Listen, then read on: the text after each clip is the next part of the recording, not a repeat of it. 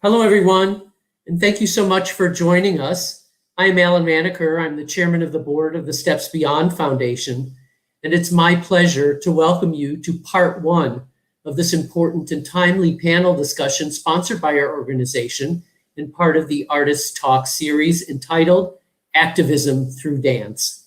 All the foundation's past events and upcoming presentations can be found on our website at stepsbeyond, that's one word, .org. There's a place there to make a suggested donation, should you be so inclined, which we do hope you will be, as it will allow us to continue these presentations.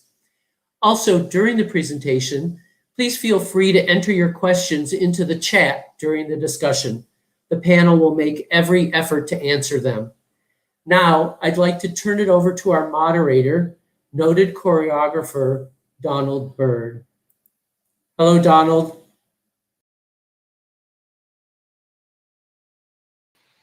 Hello, everybody. It's really a pleasure to be here today. I'm really excited about this. I'm not going to say much about myself, other than, as Alan mentioned, I'm a choreographer. I'm the artistic director of Spectrum Dance Theater in Seattle. And in some ways, much of the work that I do, it has been focused, especially fairly recently, the last 10 or maybe my entire career, has been focused on activism through dancing, through dance. So a little bit about how the evening will go. I will introduce each one of the panelists. They will speak for approximately 5 minutes. Then we will all convene to have them answer some questions that I have created, and then we'll go from there. My hope is that the conversation will be loose and not too tight, and that it will be engaging as well as being fun. All right, so I'll begin with our first panelist, is Theresa Ruth Howard. There she is. Hello. Teresa is, I need to find my notes here. Teresa is a former ballet dancer and journalist, having performed with Dance Theater of Harlem and Armitage Gone Dance. And she's a writer, and she has contributed to The Source and Point magazines, Tanz, which is a German magazine, and Opera USA. And she is a contributor writer for Dance Magazine. She is the founder and curator of mobballet.org, Memoirs of Blacks in Ballet, the digital platform that preserves, presents, and promotes the contributions and stories of Black artists in the field of ballet. Our next panelist is Rebecca Rossen, who is a choreographer, a dance historian, and associate professor in Performance as Public Practice program in the Department of Theater and Dance at the University of Texas at Austin, and affiliate artist faculty in Women's and Gender Studies, American Studies, and Jewish Studies. She is the author of Dancing Jewish, Jewish Identity in American Modern and Postmodern Dance, winner of the Oscar Brockett Prize for Excellence in Dance Research, and has also published articles on dance and performance in Feminist Study, TDR, the Drama Review, and Theater Journal. Her current book project examines representation of the Holocaust, memory, and transgenerational trauma in contemporary dance. Next is Thomas F. DeFrance. He directs Slippage, Performance Culture Technology Group, explores technology in live performance and applications, believes in our shared capacity to do better and engage creative spirit for a collective good that is anti-racist, anti-homophobic, proto-feminist, and queer-affirming. Professor at Duke University, specializes in African diaspora aesthetics, dance historiography, and intersections of dance and technology. His books include Routledge Companion to African American Theater and Performance, Choreography and Corporal Reality, Relay in Motion, Black Performance Theory, an anthology of critical readings, Dancing Many Drums, Excavation in African American Dance, and Dancing Revelations, Alvin Ailey's embodiment of African American culture. He recently was involved in the project Sounds at the Back of My Head, nominated for a 2020 Besser Award. The next panelist is John O. Perpener III, is a dance historian and independent scholar who currently lives in Charlotte, North Carolina. He received his PhD in performance studies from New York University and his MFA in dance from Southern Methodist University.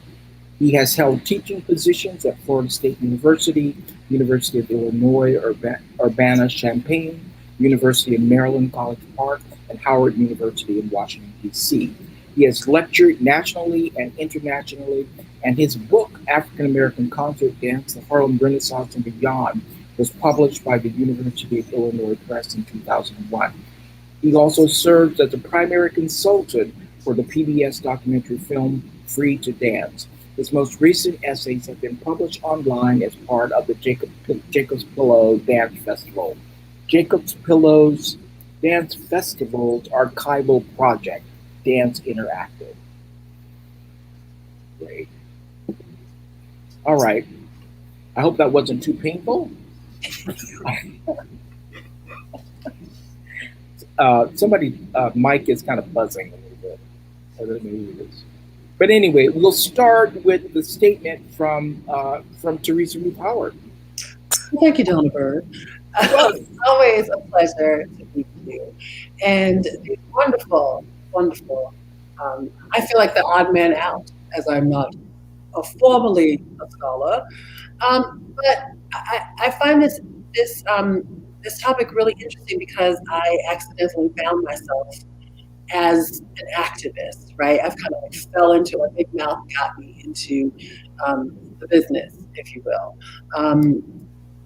But when I think about, when we talk about the Black body specifically and activism in dance, I think we all know that due to systemic racism, the Black body itself is a form of resistance, right?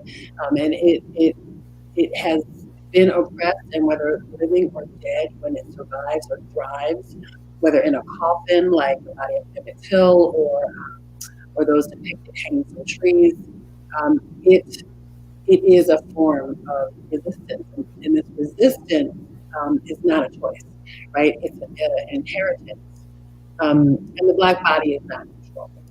It never is. So inherently, whether implicitly or explicitly, we come to understand that there is an inherent politicization of the Black body, whether it's emotion or whether it's art.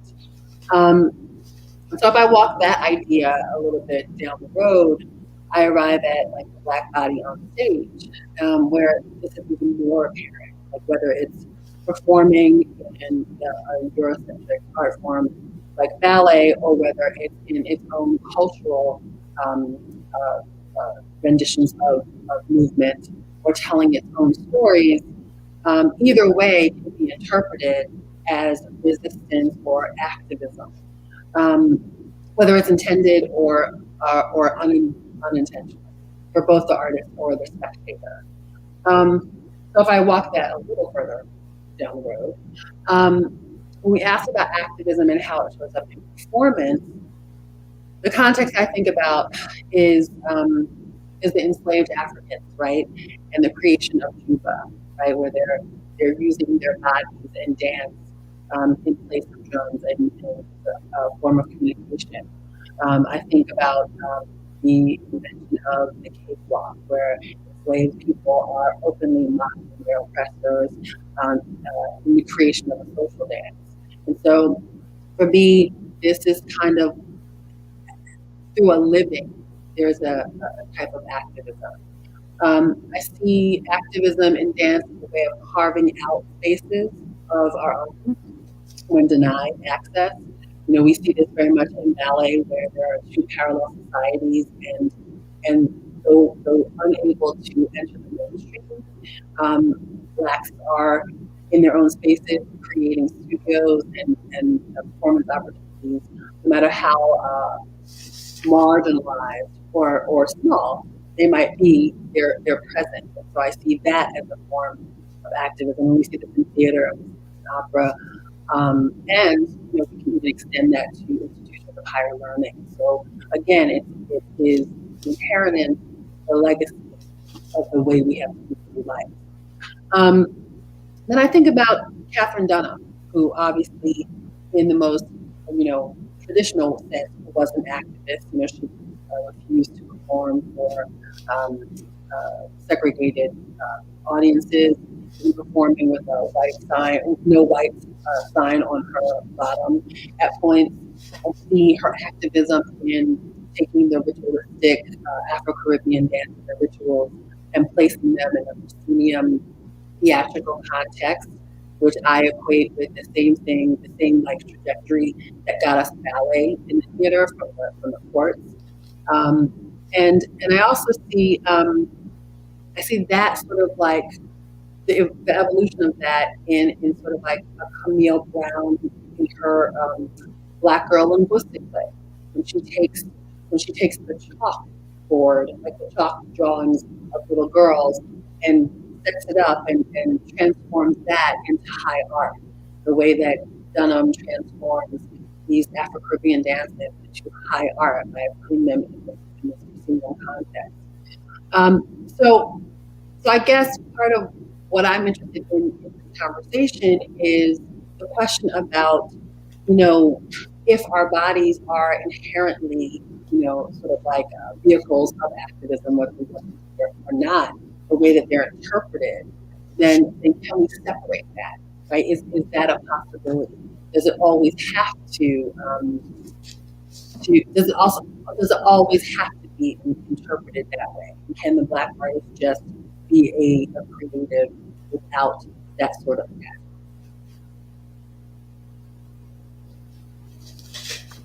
Thank you, Teresa. Rebecca? Yeah, I'm gonna try to share my screen, and let me know if you can you see the screen? Let me know. Can you see the screen? Did it work? No.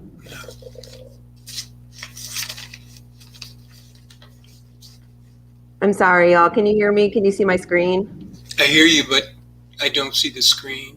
You don't see the screen. Okay, sorry. Little technical difficulties. Let me try again, and otherwise I'll just go without the screen, which is fine. Share screen.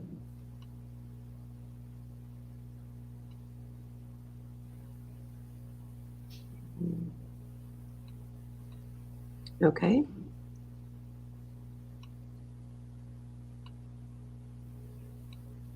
Okay. Now can you, let's see. Can you see it now? We could a second ago and then it went back. There, yes. There, you can see it? Okay, great. All right. So thank you so much for having me here. I'm excited to be here. Much of what I'm going to talk about today actually draws on the research of some other scholars, including Ellen Graff, Stacey Prickett, Hannah Kostrin, Susan Manning, and some others. And we're going to drop a link into the chat with a bibliography in case you want to do some extra reading to check out these sources. So Donald invited me today to talk about Jewish women in leftist dance in the 1930s. But before I get there, I actually want to begin with a little postmodern dance moment in the early 1980s, when Liz Lerman made a series of political dances that critiqued the Reagan administration's policies. Around this time, she was invited to perform in a Jewish folk arts festival, and she decided to present one of these pieces, which was called Reaganomics. So the presenters were not happy. They wanted Liz to do a Jewish dance and not a political dance, which led Liz to ask, how is a political dance not Jewish? So like many Jews of Eastern European descent, Lerman's father had replaced Judaism with socialism, and she inherited this commitment to social justice, as well as one of debate and asking questions as being central to what it means to be Jewish, which she then applied to her dance making.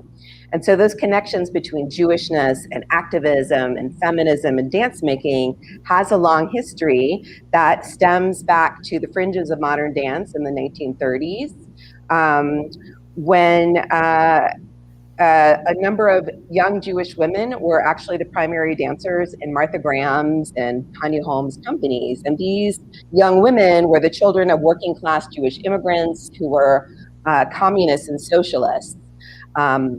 Now you have to imagine that they were self-producing their own work during the Depression. And so to make that possible, they forged collectives, really radical anti-capitalist organizational structures, such as the Workers' Dance League or the New Dance Group, which had the motto that dance is a weapon. So in other words, dance could change the world. So here's a picture that you can see that in action, but women mostly in stark outfits making strong bodily gestures to protest capitalism and fascism.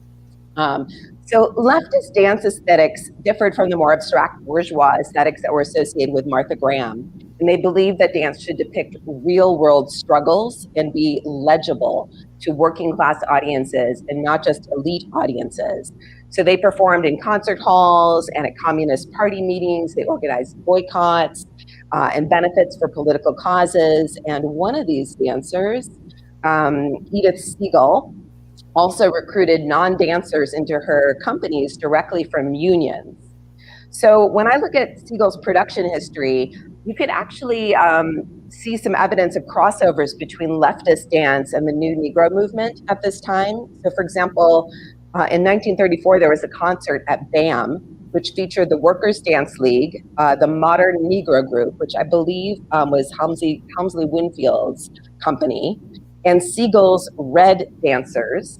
And for this show, Siegel and her Red Dancers presented this image that you can see on the right, which is Black and White, which was a duet for Ad Bates, a Black man, and Hi Boris, a Jewish man, that depicted solidarity between Jewish people and Black people across lines of class.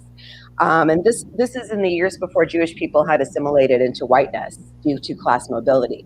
So when I look at this picture, I want to show you a final image of these two men, bare-chested, holding up their fists defiantly. It makes me think of an image from 50 years later of Bilty Jones and Arnie Zane, whose intercultural, intimate duets were also very political, though more overtly queer. So in sum, just to conclude, through choreography, dance criticism, and organizations, these radical young Jewish people express themselves both Jewishly and politically through dance to fight for a more pluralist, equitable society, a mission that you can definitely see carried forward into postmodern dance. I'm going to stop sharing my screen.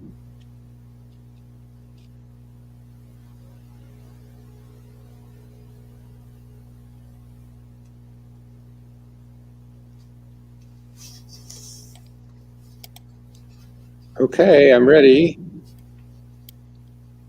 Yes, is this share happening? Et voila.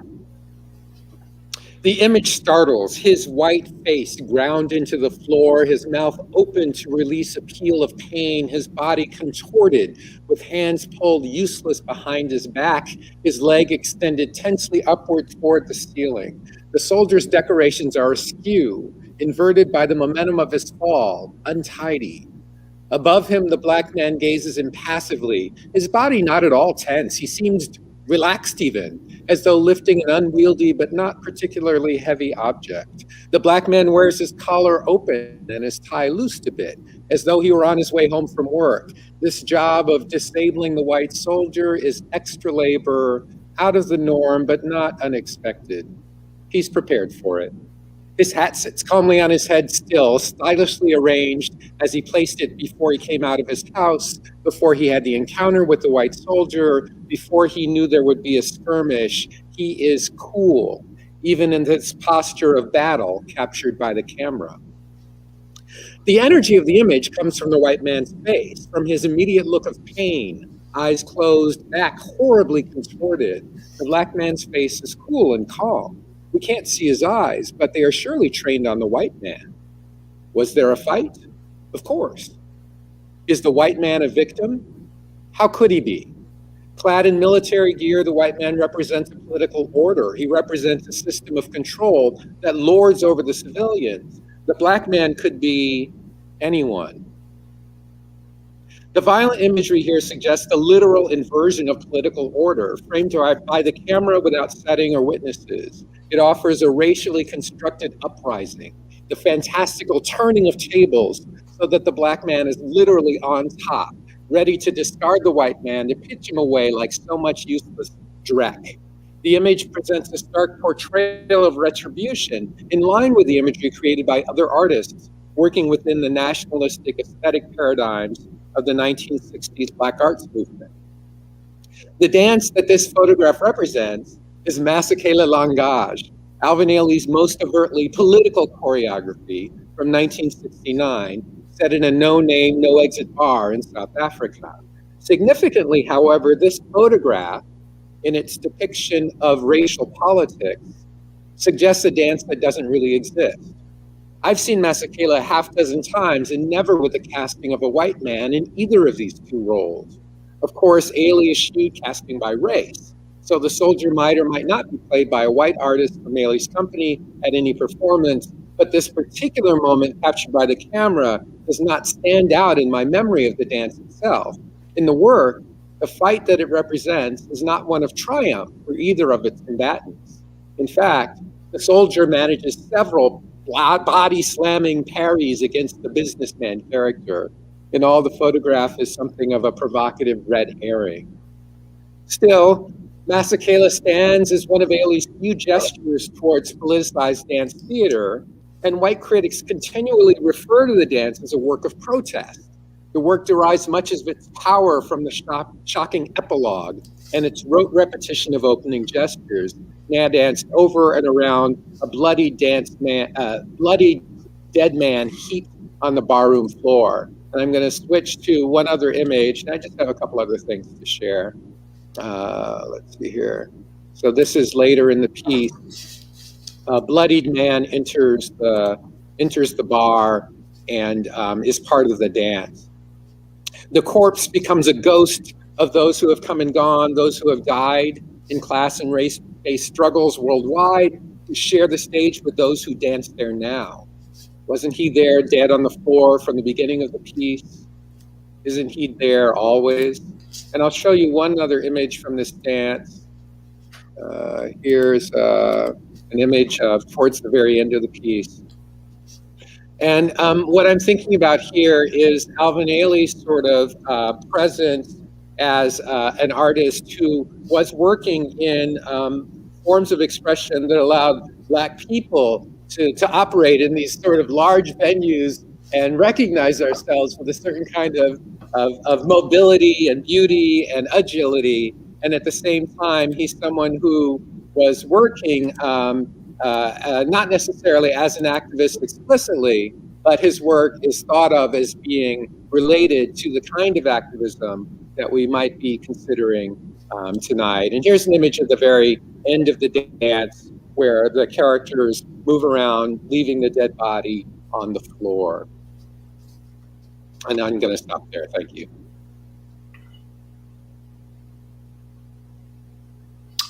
Okay, it's my turn, so I'll begin.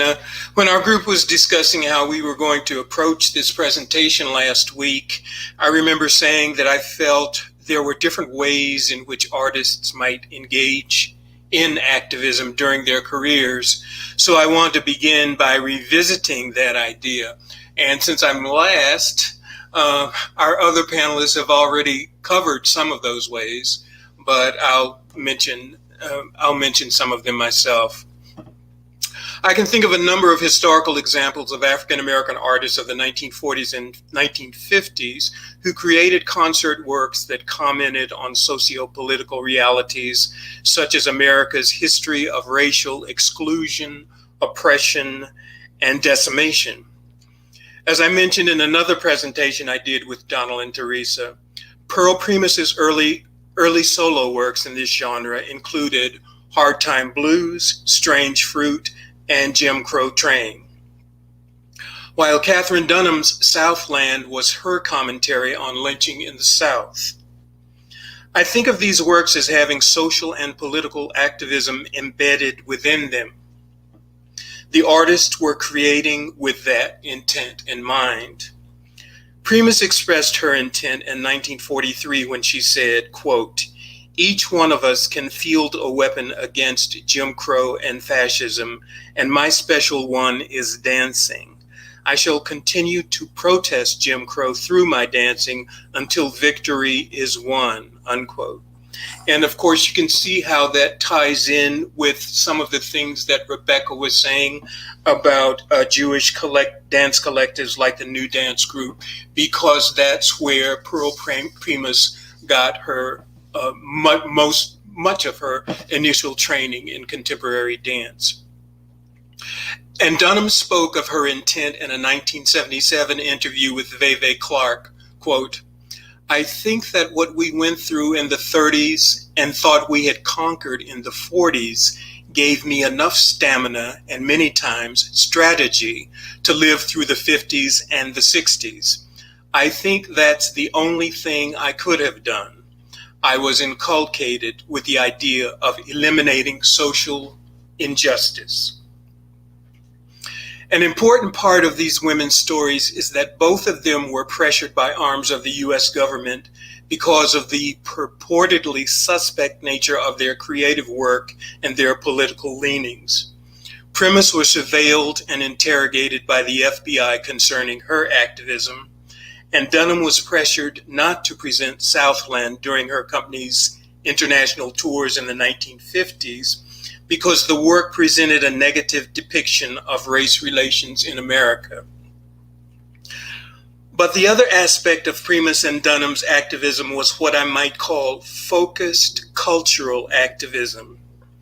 They proceeded with laser-like precision and unwavering determination to steep themselves in African, Caribbean, and other African diaspora dance forms within their cultural contexts. They created concert works that uncompromisingly brought the beauty of those forms to diverse audiences, echoing some of the things that Teresa said. And they built a tradition that would establish the consummate aesthetic value of those forms for posterity. Continuing the activism of Primus and Dunham, many African-American choreographers of the 1960s and 1970s took up the banner of the Black Arts movement that Tommy mentioned, creating works that were often scathing in their social and political commentary. Elio Pomare stands out for his works such as Blues for the Jungle, 1966, with its vignettes of oppressive inner city life, including his signature solo, Junkie. Another of his works, Hushed Voices, 1974, had sections devoted to Malcolm X, Martin Luther King, and George Jackson. But in several of his works, Pomare went a step further than most of his contemporaries by choreographing pieces that commented on gay urban life. I believe that there are a number of other ways that activism is manifested in an artist's career. Looking back again to the earliest African-American concert dancers, I think that when they presented themselves in certain quote-unquote high art settings, they were engaging in a kind of activism. In other words, you simply weren't supposed to see Black folks on the stages of venerated concert halls any more than you were supposed to see them in certain restaurants and hotels. Along these lines, I just want to close by posing the question of whether this kind of activism of presence is something that is still relevant in the world of concert dance today. Maybe this is something we can discuss along the way. And now I see how this final question I'm asking ties right in with Teresa's question concerning whether our bodies are inherently vehicles of activism. Does it always have to be that way? Thank you.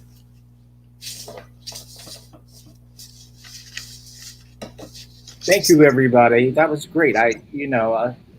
I could kind of lean into each one of those, and kind of we could have a whole discussion about that.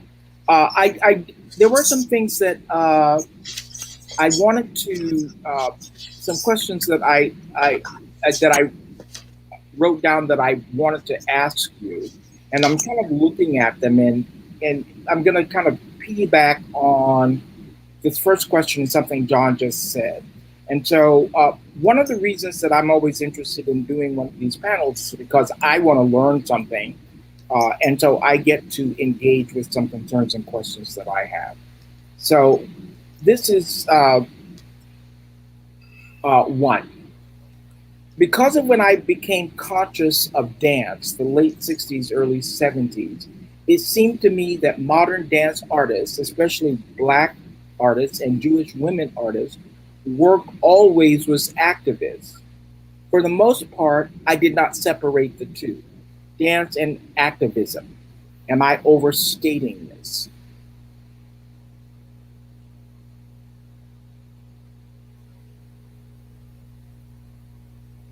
Anybody can answer or respond. It goes back to something that we were discussing when we were, preparing for this panel, and it goes back to what I began by saying, the different kinds of activism. You're saying that everything you saw struck you as being activist, and I wonder if that was because, how can I put this? Because you were perceiving the very presence of the artists as being part of their activist strategies, as we've been saying. I mean, for me, was that part of what you were seeing? Well, part of what happening was the environment of the world in general in the United States in the late 60s and 70s. Actually, there was, it was very political.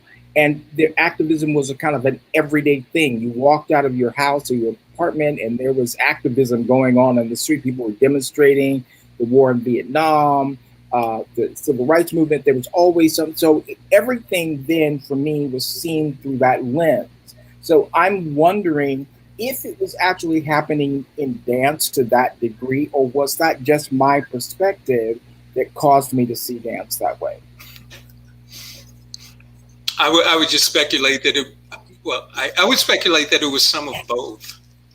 I mean, certainly the lens was there. I mean, I think we became accustomed during the 60s to seeing everything in terms of race and conflict and dichotomies, which is very much the way it is today. I mean, you look around. So all I'm doing is agreeing with you about the lens through which we see things. But I'm also saying that at the same time, when I was talking about artists' intent, many of those artists were intending for you to see things a certain way. Does that make any sense? So it was a combination of the two things: what the artists were intending to do, and what you were seeing because of the lens through which you were seeing things. Right. I think what I'm kind of wondering about is, during that period in time, was the work of modern dance artists in general just more overtly activist? Was that something that most artists at the time were thinking of? I mean, I certainly remember the dance performances that I saw. For the most part, often were dances that were about abstraction, but it seemed to me that even the dances that were abstract dances in some ways had kind of activist impulses in them. They were just maybe suppressed a bit. Rebecca, you look like you want to say something. Well, I noticed that Wendy Perrin, who's here, wrote in the chat that in a way dance is always activist because it's outside the consumerist capitalist culture. So I think that really also speaks to the structures of dance. But I think you know, in the 60s and 70s, I mean, it probably depends on what kind of dance you were seeing, but I think, you know, within the postmodern, the emergence of the postmodern dance community, which is really, you know, absolutely anti-capitalist. There was a lot of activism, a lot of protest dances against Vietnam War, for example. But some of the dances in the 70s also got more abstract. At the same time, there are artists like Anna Sokolow, for example, who starts in the 1930s as a leftist dancer, who continues to make work that addresses sort of, you know, violence in the human experience. Maybe not as overtly as those agitprop 1930s aesthetics were, but that mission to comment on the social and human condition through dance was still very much present in the works of those women artists, Sophie Maslow, Anna Sokolow, who continued to make work, you know, across that century. I mean, I think, for example, the work of Anna Sokolow, that even if it seemed like it was about the human condition, the state of the human condition seemed to be grounded, the pieces, in an overarching notion of the impact and the effect that capitalism had on having on the individual. And so, I mean, her work always seemed to me to always be a kind of activist art, even though the subject matter may not have always looked like it was. There's another question I have. You know, it's interesting. I don't see Wendy's question. I don't see it either. You go for those of us who are on the panel, if you look at comments versus private chat, you can see all the wonderful things people are saying in the and who's here, and it's exciting. A whole new world of. But be careful when you click, because I keep clicking myself out of the whole thing. So when you click back, private chat, that's where you have to be careful there. Okay. Great, thank you. Now I see it. I don't know about this question. You tell me what you think of this. I've been watching the Henry Louis Gates PBS special, The Black Church, and I have been struck by how that the Black Church seemed an unlikely source for activism. It seemed at first. Might one say the same for dance, that it is or has been or was perhaps an unlikely source and mechanism for activism?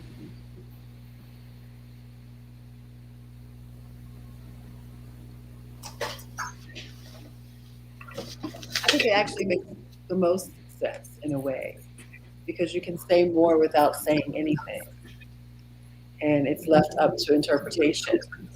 And so, you know, it's in the eye of sometimes it's just in the eye of the beholder, right? So somebody can be making and presenting a work that they themselves don't have, there was no intention of it having any activist or even a message of sort, like an abstract work like you were mentioning, but depending on the lens and where people are at that time, it can be interpreted as such.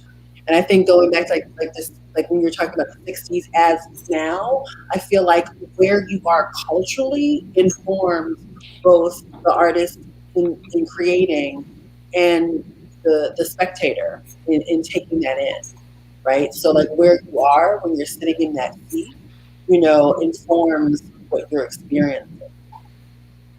I mean, I've always thought that one of the reasons that abstraction started to take hold in such a big way, and why it became kind of the predominant aesthetic for dance was because, in fact, because of McCarthyism, and that work that was explicitly political or social then was targeted, or artists who made that kind of work was targeted. So if you made the work that was abstract, and then it was kind of like abstract expressionism. Sometimes the titles of the paintings said something that was really political, but if you're looking at it, you just see the paint on the canvas. But the same thing with the dance, that it was, as you were saying, Teresa, it's about the beholder. And so the artist may give you hints, but it's not explicit, so you can't attack that work or that artist because they said, well, it's just some bodies moving on the stage. It's not a big deal. And so I'm wondering do you think that that's a part of what gave rise to the kind of the height of abstract dance as a way to avoid some of that the danger that was involved in making work that was explicitly political or social? I definitely think that the communism, like the overtly communist and socialist aspects of Jewish performance, became less overtly so in the 1950s and 60s. But I think that they started to do more of what John was talking about as cultural activism, particularly like after World War II with Jewish artists, of being very much more overt with their identities on stage than they had been before, while still maintaining a lot of politics in the work. So if, for example, I think about Sophie Maslow's The Village I Knew, which was the piece that lamented sort of the loss of Jewish culture in Europe. And then, you know, Ronnie, is it Ronnie All? Is that how you pronounced his last name? Yeah. So Ronnie All is in that piece. And then the New York Times is saying, hey, there are no Black people in the shtetl in Eastern Europe. But that's because what Sophie Maslow was staging wasn't really Europe. She was staging an American vision that was pluralist. So her, you know, her companies were diverse to promote pluralism, and so that the overt narrative said, hey, this is all about Eastern Europe, but then it was really also just about a pluralist version of America. I'm also just thinking about how it's hard to be engaged in the world we live in. It's a lot easier to say, well, I'm just going to move some bodies around in space and tell them what to do and get them to make, you know, shapes that are pretty, or do something that is, as you're calling it, abstract. I mean, it's very hard to be engaged in the world. It always has been. And then for some white women and all Black people, it's even harder than you can imagine or to bear. So this idea that we're going to, through our art making and our dance, actually express some portion of what it is to be human or regarded as not human, in the case of many Black people, this is just really hard work. And, you know, John Lewis called it good trouble. And all the artists we heard their names, like, this is not easy. Camille Brown's life is not easy. It would be easier for her to just do whatever musical and forget about it. It's much more difficult, I'm thinking, to be actually engaged in the concerns of the day. So, you know, I'm wondering about that as kind of a way to think also about how these transitions and changes. I think that even goes into like what the question that I guess both John and I were asking, right? Is especially for artists of color, specifically Black, what does that work need to look like in order for it to be presented or funding, you know, the expectation of what your work should look like, you know? So having to choose, like instead of being able to just create just from space of like, what do I want to make? The business of the art, right? Of how do I get this work seen? Do I need to? Sometimes it has to be overtly either political or look Black or sound Black or present Black. And this happens in fine art, contemporary art, in terms of like what should Black artists be presenting. Yeah, so it's like, yeah, I'm feeling more. I think that's a really interesting, this notion of what should Black artists be presenting. I mean, certainly there's been, you know, we were kind of backlash in some ways or pushback from Black artists that actually, so think about like Gus Solomons Jr. or Rod Rogers, who were working in a downtown scene, but they were not, and they were making downtown work, not quote unquote Black work. And so it was a little bit of pushback from Black dancers and choreographers, but also from the downtown crowd, you know, saying this is not the work you should be doing. You should be doing, wanting the white artists wanting to dictate to the Black artists what kind of work that they should be doing, which was it should be work around social justice. So I'm just kind of this whole idea of what is the work in terms of activism? Can or should are Black artists always expected to do activist work? So for example, during this current time that we live in, I don't know about the other Black people, but I've certainly got a much more interest in what I'm doing at this particular time, especially since the Black Lives Matter demonstrations this summer. And so suddenly what I have to say is of more interest to people. So I'm wondering, so that makes me wonder if activism, especially by BIPOC people, is actually maybe transitory. That perhaps it's not here to stay, that it's only here at the moment because of the recent context. I have a question for you though, Donald. Do you feel that there's a difference with the way that your current work, which is overtly you have made a decision, right, to center around social justice topic? Do you think that that's different, that's being perceived differently than your work with the group, with Donald Byrd, the group? Do I think the work is different now? No, it's perceived or received differently. Yeah, I do think it's received differently. In some ways, that the work the kind of abstract nature, you might say, some people call. I've heard the work that I did with the group. A lot of it was sometimes disrupted, especially by Black writers on dance and stuff. Is kind of referring to it as a kind of neoclassical, but with this kind of intense Blackness around it.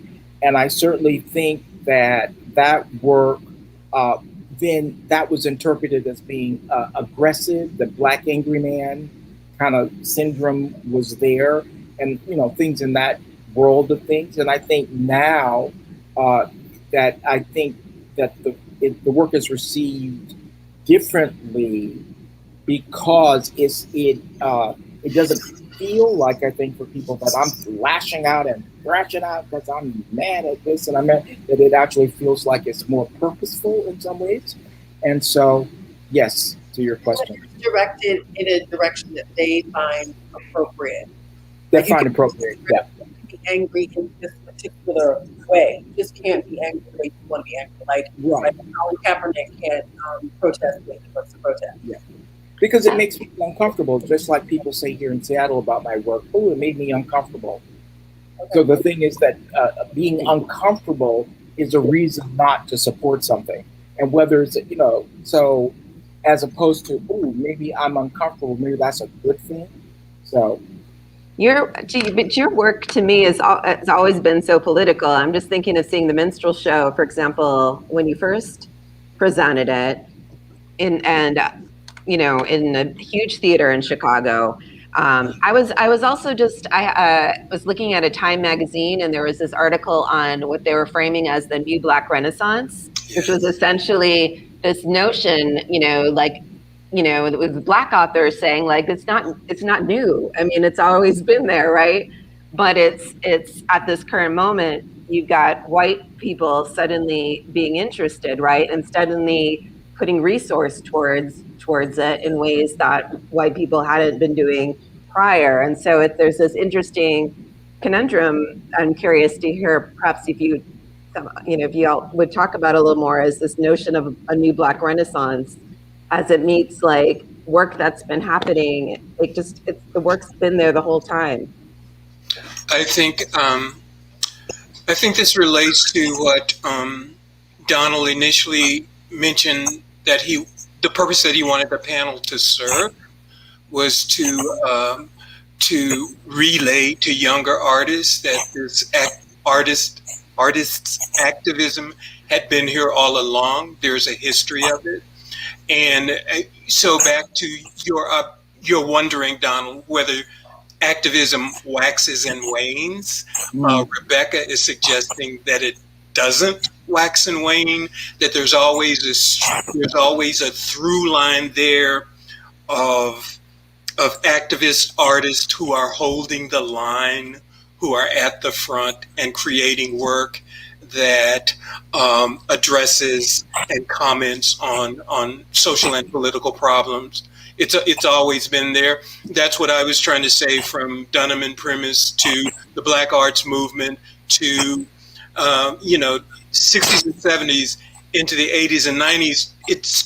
It started me wondering if there were decades when activism was kind of like on the downside, the 80s or 90s.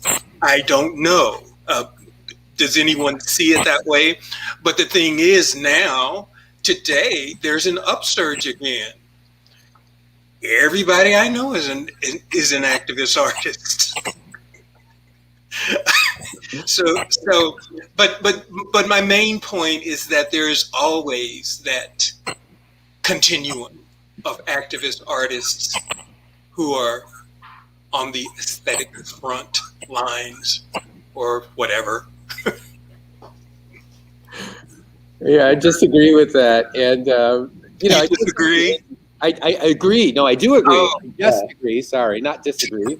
Oh, I do think that Rebecca's reference to the 80s are important, and Reagan and Thatcher, so if we're being a bit historical, just a little bit, that moment of kind of the movement towards the neoliberal capital and, funding that was shifted. There's a question about funding now, and this idea that you had to privatize your retirement, and artists never had retirement in the first place. So things really did shift in the 80s, headed toward the 90s for sure. But I do think it's important in 2021 for us to push this conversation way beyond funders and presenters, because their role in the ecosystem of dance, professional artistry, is really different now. And after the jump, after COVID, it's going to be quite different, because many younger artists are starting to understand that trying to get bookings is not the goal of being an artist or an activist. The goal might be to help push conversations and express in ways that would move community towards destiny. So it can't be about having, the great 5-continent career anymore. That's just not a thing. So then as we're recalibrating towards what is it to be an artist, committed to community growth or people's possibilities, then we start paying much less attention to funders, which weren't doing much anyway, let's face it. Really, it was never possible to be a professional artist. Donald Byrd, you can come in on that, but it's just very hard in the United States context. So now we have permission to actually face towards each other instead of facing towards presenters. All right, we have a lot of questions and comments. I don't know, the panelists, if you could look at them, and if there's something that you want to respond to, that would be great. I see one thing that's kind of that brings up a thought that I have. One of in the chat, it's in the should I say who said it? Everybody can see it, right? Well, I mean, I can't see them all at once, so. I know, but I mean, it's not like it's a secret who's saying, but they put it up. Oh, yes. No, their names are there, but. Yeah, so from Celia Epiotis, she says, in the 1980s, gender politics infused the direct, infused the works of many artists, and later in the decades of AIDS. So I want to say something, and I think that's one thing about that can be a conundrum when talking about activism, that there are all kinds of things that we can be active about. So certainly in the 80s, the 80s and the 90s, much of the activism that I encountered in New York was around AIDS. That's where there was strong and because there was a kind of national emergency, and also that was a crisis, and many things took on, some things kind of crossed the line during that period. When I say cross the line, that they weren't so clearly delineated. So with ACT UP, for example, ACT UP was performance, not just demonstration. So it was a performative way of demonstrating. And so it was really powerful in terms of, because it pulled people into it because of that. And so I think that also at that time, as Celia is suggesting, I think, is that we saw, I know for myself, what I experienced was there were many ways that I could connect to activist movements, that they weren't all about my being Black. They weren't all about my being, that there were a lot of things that I identified with that was part of my identity as a person and also as an artist. And I think right now, sometimes it feels like you are only an activist if you are activating against racial inequality or social around Black Lives Matter, that it falls into that context, as opposed to that your activism may be something else that may not be so big, but it's big to you. I don't know if that makes any sense. Yes, I think that Celia's observation is excellent, because we haven't really discussed. Well, yes, we did with Jewish, to a certain extent, with the Jewish female artists, but we haven't really discussed feminist activism and gender activism or gender activism. So I mean, I'm just saying that that's an excellent observation on her part.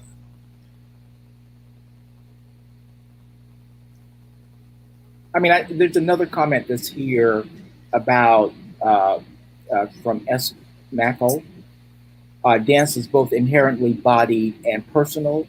How could the work of Black artists not be political, particularly when bringing Black dancing bodies into formalized high art setting? And I think that was something that Teresa had touched on, I think, and maybe John as well. Yes, and we haven't actually gone back to Teresa's question, and kind of also my questions, which in relationship to this comment is that the question would be, can Black bodies ever not be inherently, politicized? I want to say something about that. At the current moment, I would say no. 50 years from now or 60 years from now, that may not be the case at all. And so I think it's important that when we talk about this, we're talking about the context that we currently understand, which is like now. I think that's absolutely true. I think 10 years ago that was true, 20 years ago that was true. But I think maybe what the future holds is where that's not true. That's my view. So it's an aspirational sort of take on it.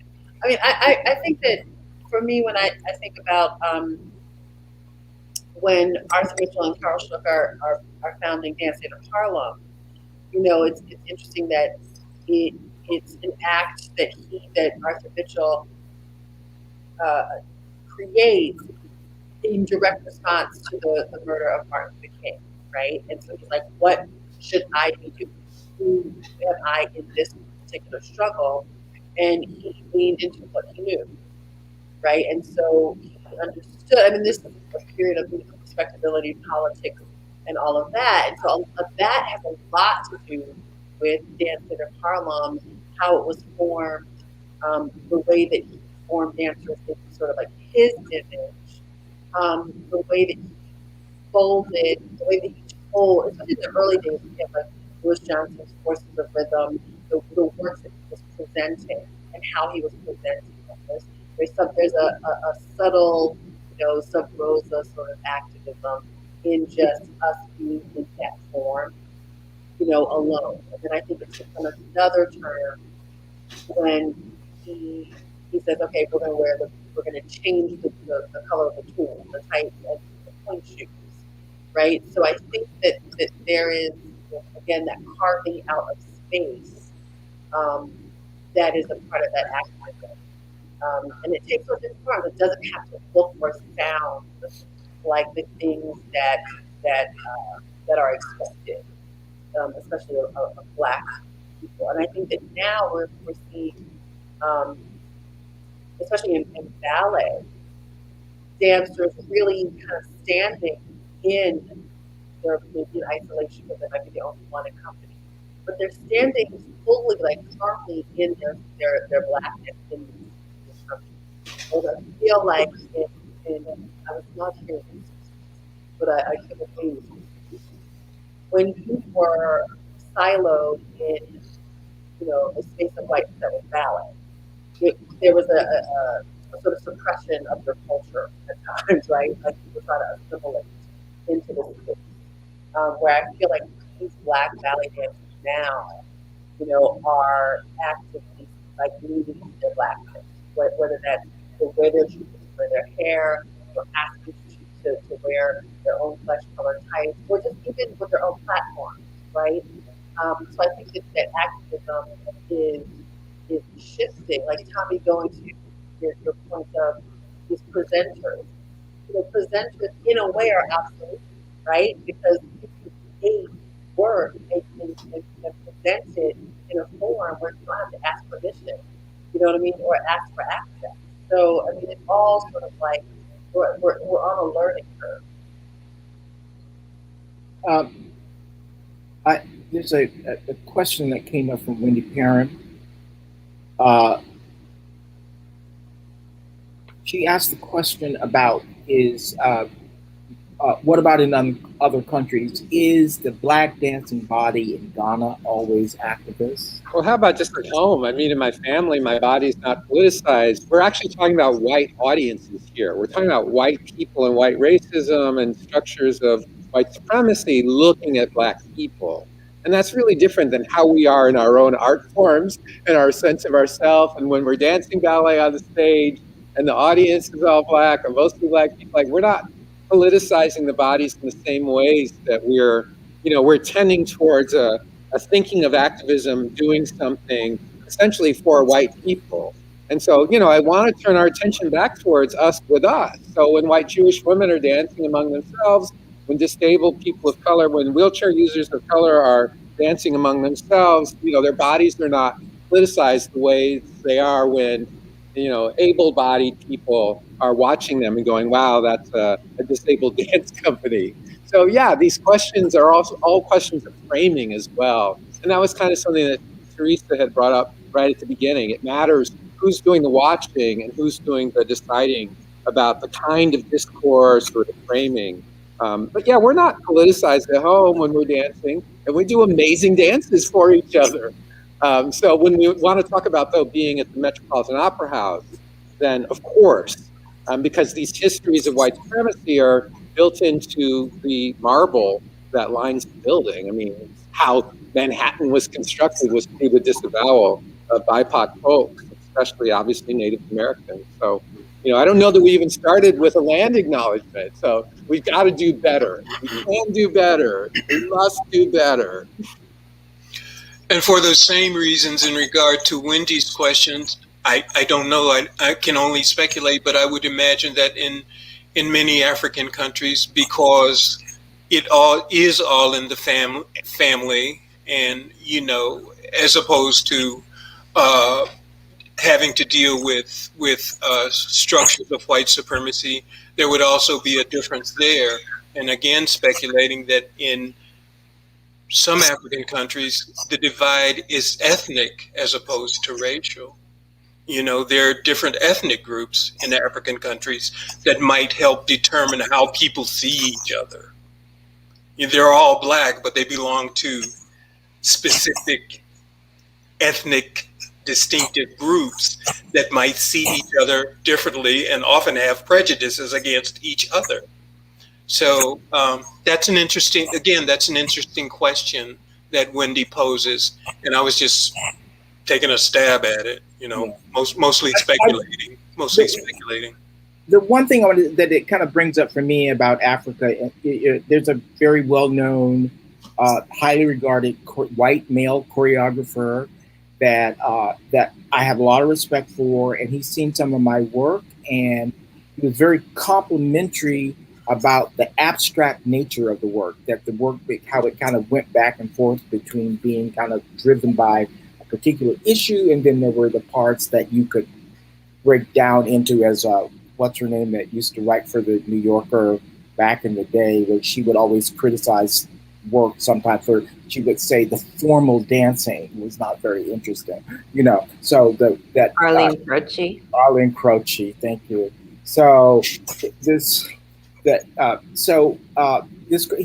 was talking to me about his work, and then he described his life, the circumstances under which he grew up. He grew up in a you know, kind of upper middle class, all white community, and he talked about playing in fields and running around and blah blah blah. And so his dancing, in some ways, his choreography is a work to kind of recapture some of that. And I said that you know, that makes the playfulness of it, for example. And so I just thought, you know, that's absolutely right for you, but that's not the circumstances of my growing up. So I don't think I'm capable of making dances that's playful, that people are running around and in fields and doing whatever they're doing. And even though I'm not prejudiced against that, my experience was much darker, much bleaker, and so I make dances about that come from my history and my cultural DNA. I'll say it that way. So I think this whole thing about dance in other places, you know, is that as John was saying, around the kind of sometimes the difficulty is around ethnicity, not around race. And I think it's certainly true with artists that make work, different kinds of work. They are coming from a place that is authentic for them, hopefully, always. So that's why I say all artists. I don't expect all artists to make socially conscious work or work that's about social justice, because that's not part of who they are, you know. And so in some ways, I'm sorry, I jump in on that one, because I'm sorry, I just have to jump in. I mean, none of us are anything in particular. Like, you know what I mean? Like, Black people, this is back to Teresa Howard's first point. We didn't choose to be Black people in systems of white supremacy.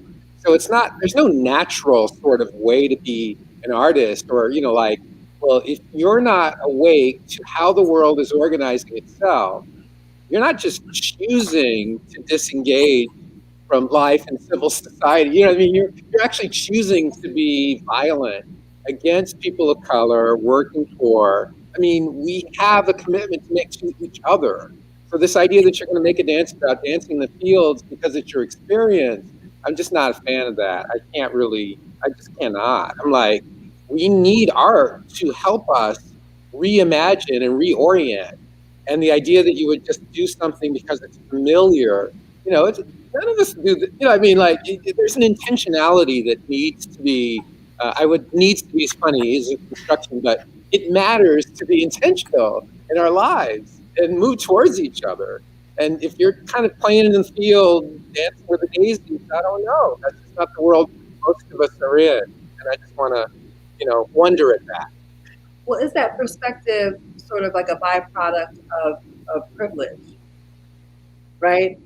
And I just want to say about the, you know, Black bodies dancing in Ghana and activism is the question posited from the default of whiteness, right? Like that the only thing that you can be activist against is, you know, that particular system. So, you know, these are the little sort of like cracks and crevices that we get our feet trapped in when we try to talk about these things, because, you know, you have to think that there are a lot of things to activate against. You know, there's a lot of stuff in the world that ain't right in a lot of different ways. And so, and that can look a myriad of things.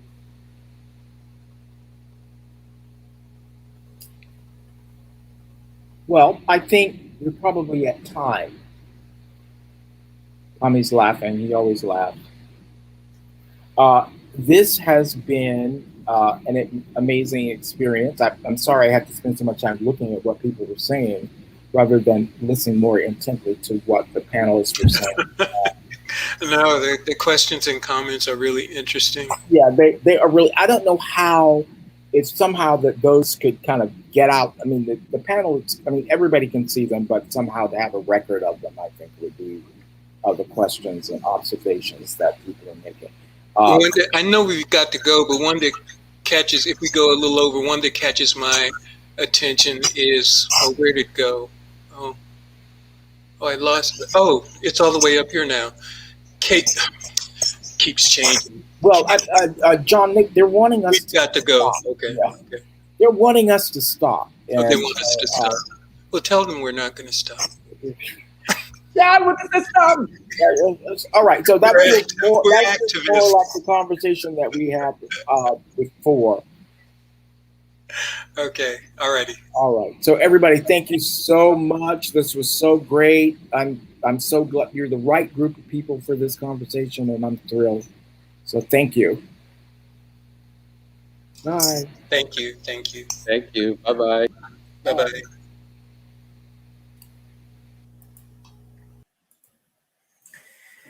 Thank you, everyone. Thank you, Donald, and the panel for an amazing, amazing and stimulating discussion. We really hope you as the audience enjoyed this discussion, and please join us for part 2 of this series, Activism Through Dance, a contemporary perspective, on March 21st at 7 p.m. Eastern Standard Time.